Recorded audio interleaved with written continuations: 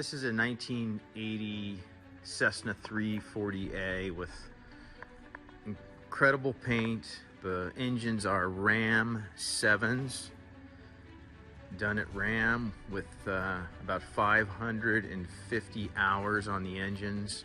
Props were new when the RAM VIIs were done.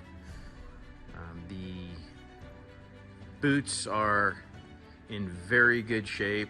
The tail boots were recently redone. Fuel bladders were recently redone.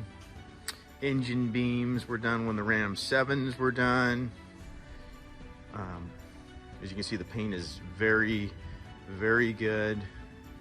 For the last 4 years, the airplane has had its annual inspections done at Air Impressions, which is a top-notch twin Cessna mechanic shop.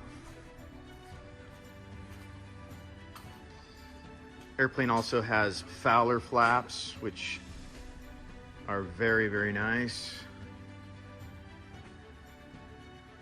You can see that the interior is top-notch also. Very good interior. And the cherry on top on this airplane is it's had a new panel.